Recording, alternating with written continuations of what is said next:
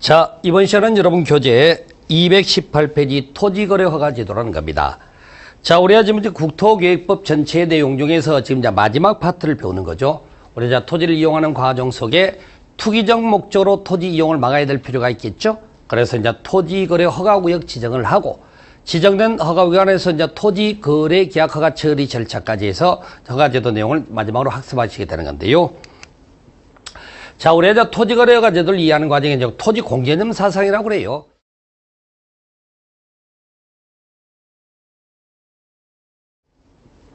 자, 우리가 토지거래 허가제도를 이해하는 과정에 이제 토지 공개념 사상이라고 그래요.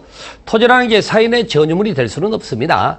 물론 뭐 사인이 독점적 지위를 누릴 수 있는 기간이 있긴 하겠죠. 뭐 한정된 기간 동안은. 그렇지만은 그 영원히 개인의 땅은 아니라는 거죠. 민족 전체의 자산일 수도 있고, 그 다음에 영속적인 재산이고, 그 다음에 또 유한한 자원이기 때문에 토지 공적인 특성이 있어서 공적으로 규제할 수 있다는 게 공개념 사상이라고 합니다.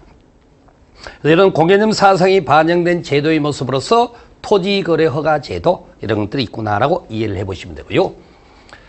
자, 토지거래구역 지정 사례 간단히 한번 말씀드려볼게요. 여러분이 사례를 아는 것도 괜찮아요. 허가구역이 저렇게 지정되는 거다라는 얘기인데요. 자, 보시게 되면 자, 2002년도에 대통령 선거가 있었습니다.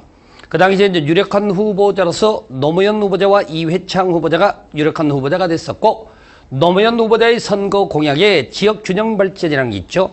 그리고 그 안에 이제 행정수도 건설이라는 것이 내용이 포함될 수가 있었는데, 자, 선거전을 치르는 과정에서는 충청도 일대 투기바람 불 일이 별로 없었습니다. 불진 않았죠. 왜냐하면 누가 당선될지 모르기 때문에. 그러다가 2002년 12월 19일 노무현 후보자가 대통령으로 당선이 되셨죠. 그러니까 바로 그 다음 날부터 충청도 땅 사라고자 하는 투기바람이 불기 시작합니다.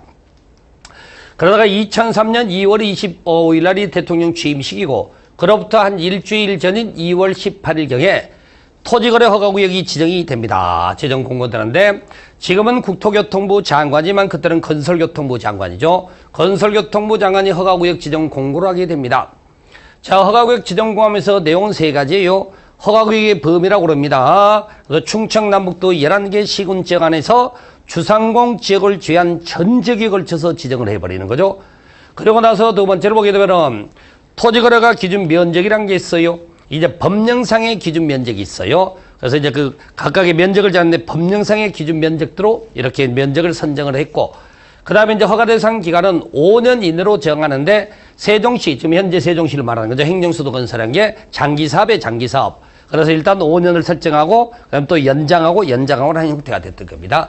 이렇게 해서 허가구역 지정 공고가 났는데, 문제는 허가구역 지정 공고하고 5일이 지난 다음에 효력이 발생하게 됩니다. 효력이 발생한다는 의미는 뭐냐? 허가구역 지정에 따라 효력이 발생한 이후부터는 해당되는 영역 안에 일정한 거래계약을 체결하고 당사자들은 토지거래가 신청을 해서 허가를 받아야 돼요. 허가를 받으면 그 거래의 법적 효력이 부여되기 때문에. 그래서 허가를 받고 거래계약을 체결한다라고 하는 건데, 그러면은 효력 발생하기 전이죠. 지정 공고했지만 효력 발생하기 전에는 아무런 제한을 받지 않습니다.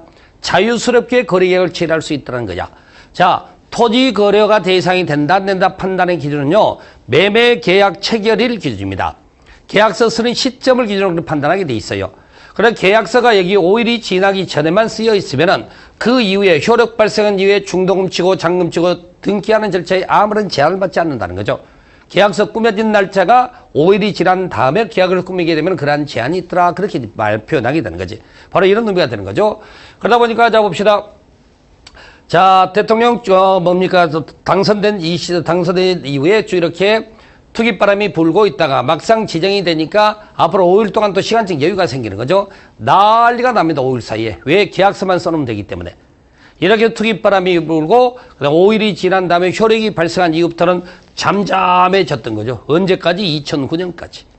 한때 충청남북도가 부동산 경기가 굉장히 어려웠던 시기가 있었다, 그렇게 하는 겁니다. 자, 잘 보세요.